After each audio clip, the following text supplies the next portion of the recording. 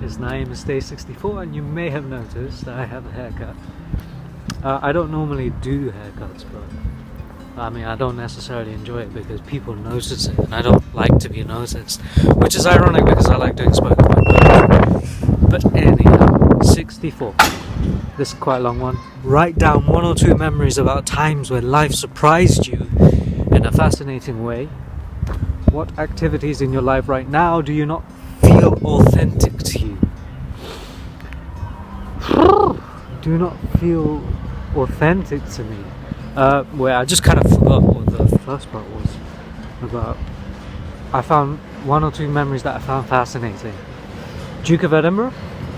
I remember the first time I went, I did it primarily because I had a crush on a girl, and I kind of tagged my friend to come with me, and yeah, he was adamant not to go, but I persuaded him, and we had a little feud along the way, because my memory of this is foggy, so it may not be accurate, but so far as I can remember, I went to her group, so we have a group, you know, to travel with and to hike with, and I chose to go on the group with her, which primarily was her girlfriends, and I basically went and ditched him, and he had to carry all our tent and our foods that we bought together. So I felt really, so as soon as we met at the point where we're setting up our tents, which was, you know, miles away, hours walk, as soon as we reached each other, we just set up the tent, but like in a bitter, angry way, because he was ticked off at me, and understandably so. Like I didn't necessarily like see the problem until we discussed it and hashed it out. But then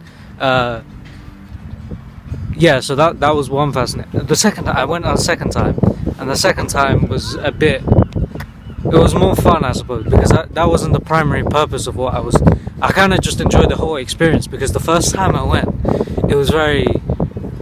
I was really into nature and hiking, and that's kind of where my love for nature hiking developed. Duke of Edinburgh, it's like a national camping thing. There's bronze, silver and gold. I only did bronze. Yeah, they say it will help with your CV. No one cares, it's just a thing. Something that doesn't feel authentic to me, that's a bit more difficult. I suppose it's just, you know, people say they want the authentic you, they want the honest you, but I just don't think that's true. It's kind of sad, but you know, we're not all positive 24/7. And people say that, but then, you know, you find the faults in other people. Sometimes we're bitter, sometimes we're angry, sometimes we're stubborn, sometimes we're just not passionate.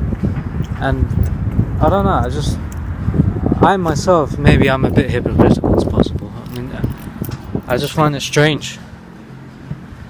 But I haven't directly answered the question.